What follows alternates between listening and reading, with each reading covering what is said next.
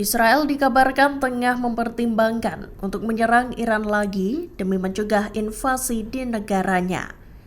Pernyataan itu terkuak seusai adanya pertemuan antara Perdana Menteri Israel Benjamin Netanyahu dengan tim keamanan. Dikutip dari Tribun News, pertemuan itu dihadiri oleh Menteri Pertahanan Israel Yoav Gallant, Kepala Staf Militer IDF Herzi Halevi, Direktur Badan Intelijen Israel atau Mossad David Barnea, dan Direktur Shin Bet Rodenbar. Mereka berkumpul di tengah persiapan untuk menghadapi serangan balasan dari Iran dan Hizbullah. Dalam pertemuan itu, para petinggi Israel membahas berbagai pilihan untuk menanggapi dan mencegah serangan. Hal itu lantaran Israel tak tahu apa yang akan dilakukan oleh Iran dan Hizbullah dengan senjata yang mereka miliki. Meski begitu, sebelum melancarkan serangan pendahuluan ke Iran, intelijen Israel harus konsisten dengan informasi dari sekutunya Amerika Serikat. Jika informasi itu cocok, Israel kemungkinan akan berusaha untuk menghindari serangan yang direncanakan. Negara Mesir tampaknya memilih untuk bermain aman di tengah eskalasi yang memanas di Timur Tengah. Dalam sebuah laporan, Kairo dikabarkan memberitahu Teheran bahwa mereka berkomitmen untuk menutup wilayah udaranya. Hal itu dilakukan untuk menghadapi aksi militer apapun yang mengancam situasi di wilayah tersebut. Dikutip dari Tribun News, aksi penutupan wilayah itu ditegaskan Mesir tak mengarah pada permusuhan terhadap Iran. Hal tersebut dilakukan semata-mata untuk melindungi kedaulatan Mesir. Selain itu, Mesir juga memberitahu Israel pada Sabtu 3 Agustus 2024 bahwa pihaknya tak akan ambil bagian dalam aksi militer Zionis. Kairo juga menegaskan bahwa Mesir tak akan ikut serta dalam menangkis serangan yang ditujukan ke Israel. Ia tak akan membiarkan wilayah udaranya digunakan Israel untuk mencegah serangan dari Iran maupun Hizbullah. Seperti diketahui, konflik di Timur Tengah semakin memanas seusai Iran dan Hizbullah sama-sama berjanji akan melakukan serangan balasan ke Israel. Serangan balasan itu buntut terbunuhnya bos Hamas Ismail Haniyeh di Teheran, Iran. Sedangkan Hizbullah mengindikasikan serangan balasan atas pembunuhan komandan tinggi mereka Fuad Shukar. Pasukan Israel mengembalikan 89 jenazah para syuhada Palestina pada Senin 5 Agustus 2024. Diketahui puluhan jasad merupakan warga Palestina yang diculik di tengah perang antara Hamas dan Israel. Mirisnya, Israel mengembalikan jenazah para syuhada itu dalam kondisi membusuk dan tinggal tulang belulang. Dikutip dari Reuters, pihak Israel tak memberikan informasi apapun mengenai jasad-jasad tersebut. Puluhan jasad itu diangkut menggunakan sebuah truk kontainer. Diketahui pasukan Israel mengirimkan 89 jenazah itu melalui persimpangan Karam Abu Shalem ke Kementerian Kesehatan. Jenazah-jenazah syuhada Palestina itu kemudian diperiksa dan diambil sampelnya untuk diidentifikasi. Puluhan jasad itu lantas dikebumikan di kuburan massal yang ada di Khan Yunis. Sebagai informasi, pasukan Israel disebut telah mencuri 2.000 mayat sejak 7 Oktober 2023 lalu dari puluhan pemakaman di Gaza. IDF sempat menyatakan bahwa pihaknya mengembalikan jenazah-jenazah itu setelah memeriksa bahwa mereka bukanlah sandera Israel yang ditahan. Militan Hamas melakukan sederet serangan untuk membalas kematian kepala biro politik mereka, yakni Ismail Haniyeh. Sayap militan Hamas Brigadir Al-Qassam mengubah wilayah Zalata di Timur Rafah sebagai kuburan IDF. Dalam operasinya, Al-Qassam berhasil meledakkan 2 perangkat anti-personil dan anti-kendaraan dalam pasukan teknik Israel. Pihaknya juga bentrok langsung dengan 9 prajurit IDF. Dalam video yang dibagikan Al-Qassam pada Senin 5 Agustus 2024, terlihat rekaman bodycam dari seorang pejuang Hamas. Muncul dari sebuah lubang bawah tanah, pejuang Al-Qassam itu langsung membidik tank-tank Zionis dengan rudal Yasin 105-nya. Prajurit Al-Qassam itu terdengar menyerukan kalimat takbir sebelum melesatkan rudal. Tak butuh waktu lama, tank Israel itu pun meledak hingga mengeluarkan api.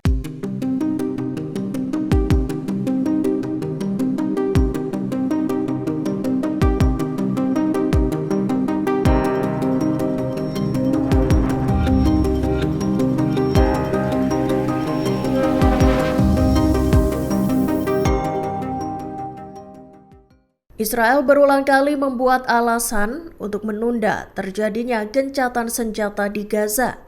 Terbaru, Israel menyebut perundingan gencatan senjata ditunda hingga Iran melakukan pembalasan.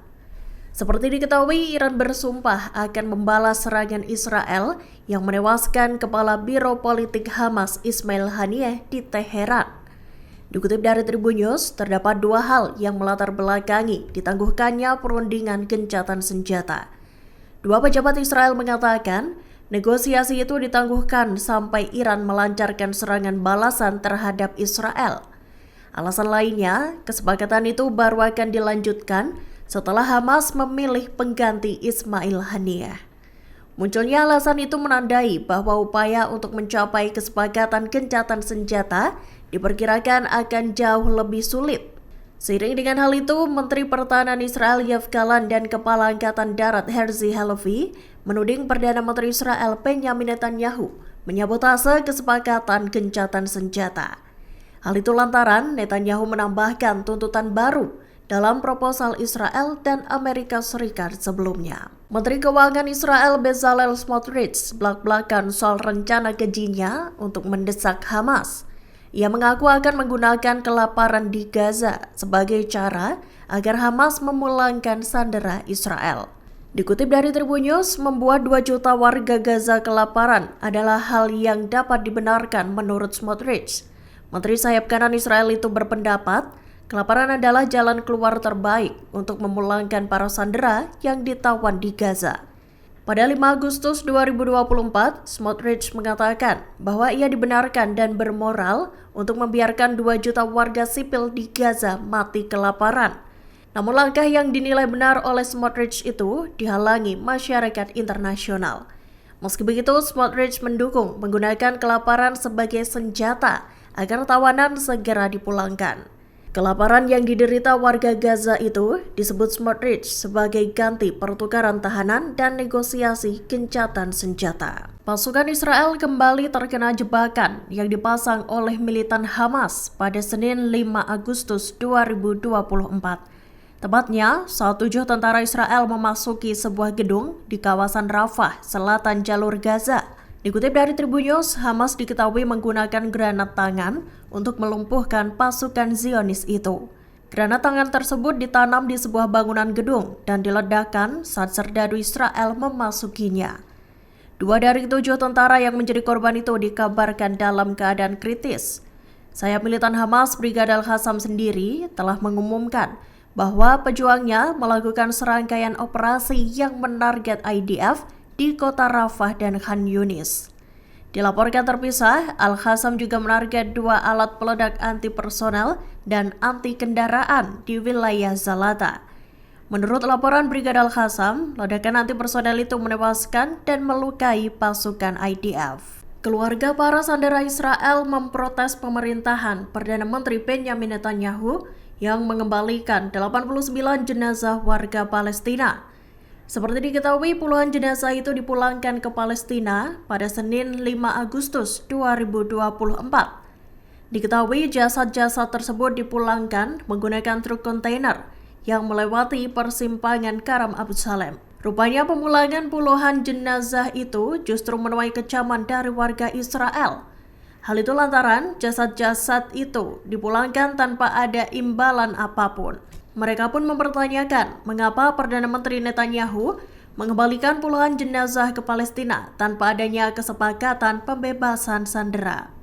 Sebagai informasi, diperkirakan ada 115 sandera yang diyakini masih ditahan di Gaza, termasuk 41 orang yang kematiannya telah dikonfirmasi oleh pihak-pihak berwenang Israel. Download Tribun X sekarang, menghadirkan lokal menjadi Indonesia.